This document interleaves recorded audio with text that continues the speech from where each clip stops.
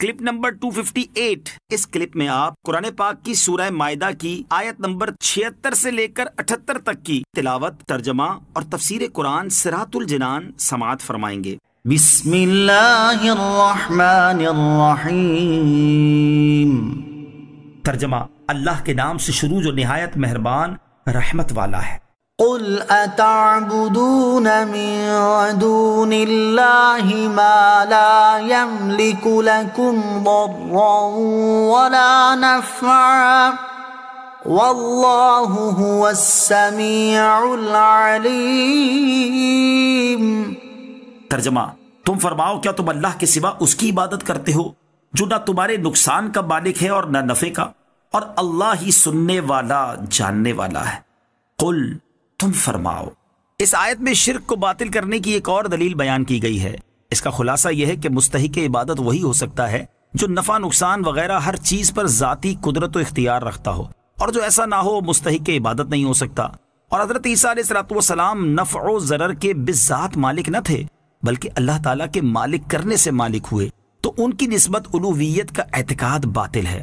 اسی لیے حضرت عیسیٰ علیہ السلام نے جہاں مردے زندہ کرنے، بیماروں کو شفایاب کرنے، اندھوں کو بینا کرنے اور کوڑیوں کو تندرست کرنے کا ذکر فرمایا ہے، وہاں ہر جگہ یہ فرمایا ہے کہ میں یہ اللہ عز و جل کے اذن یعنی اجازت سے کرتا ہوں۔ قل یا اہل الکتاب لا تغلوا فی دینکم غیر الحق ولا تتبعوا اهواء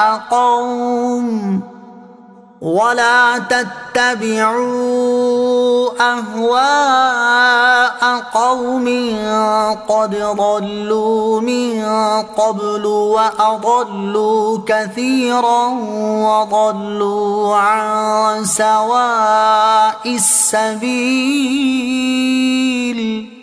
ترجمہ، تم فرماؤ اے کتاب والوں، اپنے دین میں ناحق غلو زیادتی نہ کرو، اور ان لوگوں کی خواہشات پر نہ چلو جو پہلے خود بھی گمراہ ہو چکے ہیں اور بہت سے دوسرے لوگوں کو بھی گمراہ کر چکے ہیں اور سیدھی راہ سے بھٹک چکے ہیں۔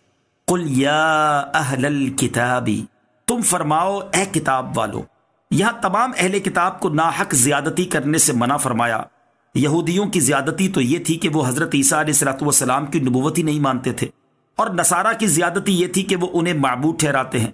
ان سب سے فرمایا گیا کہ دین میں زیادتی نہ کرو اور گمراہ لوگوں کی پیروی نہ کرو، یعنی اپنے بد دین باپ دادا وغیرہ کے پیچھے نہ چلو بلکہ حق کی پیروی کرو۔ لعن الذین کفروا من بنی اسرائیل علی لسان داود وعیسی ابن مریم ذلك بما عصوا وكانوا يعتدون۔ ترجمہ، بنی اسرائیل میں سے کفر کرنے والوں پر داؤد اور عیسیٰ بن مریم کی زبان پر سے لعنت کی گئی۔ یہ لعنت اس وجہ سے تھی کہ انہوں نے نافرمانی کی اور وہ سرکشی کرتے رہتے تھے۔ لعن الذین کفروا، کفر کرنے والوں پر لعنت کی گئی۔ ایلا کے رہنے والوں کو ہفتے کے دن شکار کرنا منع تھا۔ انہوں نے جب اس حکم کی مخالفت کی اور شکار کرنے سے باز نہ آئے تو حضرت داؤد علیہ السلام نے ان پر لعنت کی اور ان کے خلاف دعا فرمائی۔ چنانچہ ان سب کو بندروں اور خنزیروں کی شکل میں مسخ کر دیا گیا۔ سورہ اعراف میں اس قصے کی تفصیل مذکور ہے، اور اصحاب مائدہ نے جب نازل شدہ دسترخوان کی نعمتیں کھانے کے بعد ممانعت کے باوجود انہیں ذخیرہ کیا اور ایمان نہ لائے تو حضرت عیسیٰ علیہ السلام نے ان کے خلاف دعا فرمائی تو وہ خنزیر اور بندر بن گئے۔ اس وقت ان کی تعداد 5000 تھی۔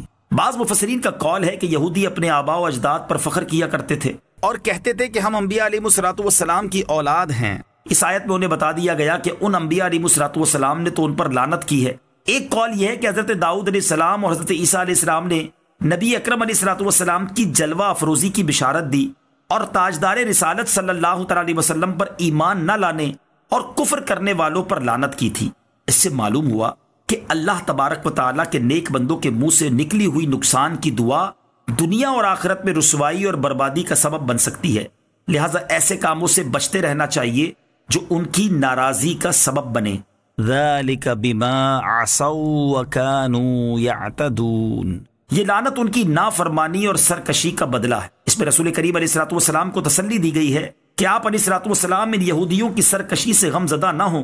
یہ لوگ تو عادی مجرم اور پرانے سرکش ہیں، حتیٰ کہ اس سرکشی کی سزا میں بندر اور سور بھی بن چکے ہیں. اس وقت ان کا امن میں رہنا صرف اس وجہ سے ہے کہ تم تمام عالمین کے لیے رحمت ہو، تمہاری موجودگی میں عذاب نہ آئے.